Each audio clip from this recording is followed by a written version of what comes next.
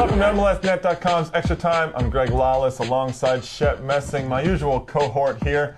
And we have a great show this week. We're going to be looking at the All Star game, which takes place on Thursday. A little later, we're going to look at some of your mail and respond to that. And we have some talk about Beckham. Both Beckhams, as a matter of fact. Victoria gets into the act as well. Now, we're going to start off with the All Star game, which is taking place on Thursday night in Denver. Shep, a couple of questions that arise out of this game. They're going against Celtic from Glasgow, Scotland. It's the All Stars of MLS against Celtic. You know, this kind of a game, is it really, is it just for the show, or is this a real game?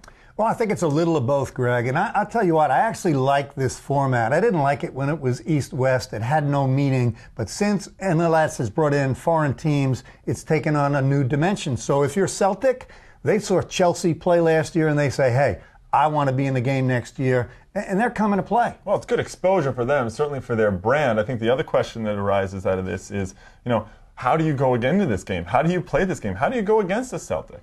Well, I think the game's in Denver, high altitude. MLS, we're in the middle of the season, Celtic preseason. I think if you're Major League Soccer, you ratchet up. You pick up the pace, you run at them, make them Celtics start sucking wind in the second half. MLS certainly has some players that can do that. Brian Ching, Landon Donovan, Dwayne De Rosario, some big names that can certainly run at them. And I agree, because a great result against Celtic just says a lot about the league. I mean, you continue to do that. It's being beamed back to Scotland, so they'll see this as well. And you got to think that Celtics here may be looking at a couple of players as well. There's no question. There are two components to it. I talked about the Chelsea game last year. Celtic is coming here to win this game. They don't want to lose like Chelsea did last year, and are also looking at North America in general, Major League Soccer in particular, for players. They're looking for players like Shalrie Joseph. I've heard Freddie Adu talked about, although I don't think that's happening. So, you know, level of play in Major League Soccer, these teams want to come over here and cherry pick some players. And for anybody that thinks that this doesn't have some sort of precedent worldwide, they do. The World All Stars are always playing against certain teams. So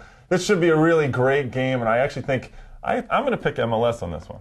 Yeah, I'm going to pick Celtic only because of the backlash from last year. I mean, Chelsea came back, Celtic watched the game, they said, hey, we're going to go over there next year, we're going to win the game. Last week, Shep and I had some opinions about the players that didn't make it to the MLS All Star team this year, and you guys had some opinions about our opinions. So we looked at some of your emails, and we're going to respond to them right now. And we'll start with Mike from Town and Country, Missouri, who writes, I'm disappointed that Craig Weibel, Eddie Robinson, and Wade Barrett of Houston did not get an All Star nod. Same goes for LA keeper Joe Cannon. So Houston having this great defensive start this season. They're on a roll right now. What gives there? Well, Mike, you just raised the level of intelligence on this show. I agree with you.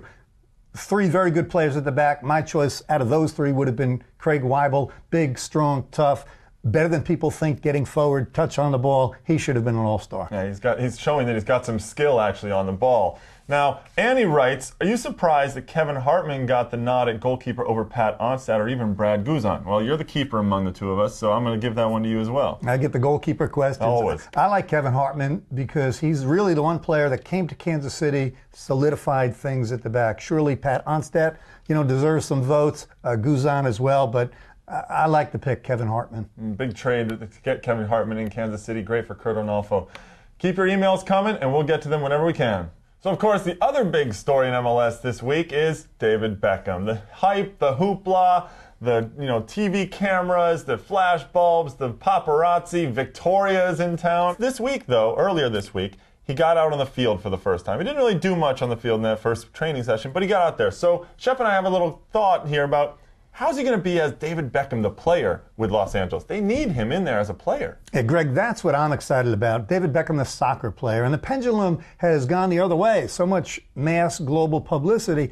I still think the guy is a great player. Key question for me, where's he going to play for the LA team? At Man U, at Real Madrid, for England. He always preferred to play in the middle. Coaches always pushed him out wide right to take advantage of that great service. Well, Frank Yallop has already said he's going to play him in the middle. Now, the question arises, though, do you play him in the attacking middle or in the further back? I mean, when he has played in the middle, he's played a little further back. And there are questions for me about his defensive abilities. And then there are also questions about, can he really run the attack as much as he needs to? Or is he just going to sit back and spray balls around the field? Well, he's not the typical orchestrator that an attacking midfielder is. But again, his work rate is unparalleled. This guy will run, fight, track back for 90 minutes.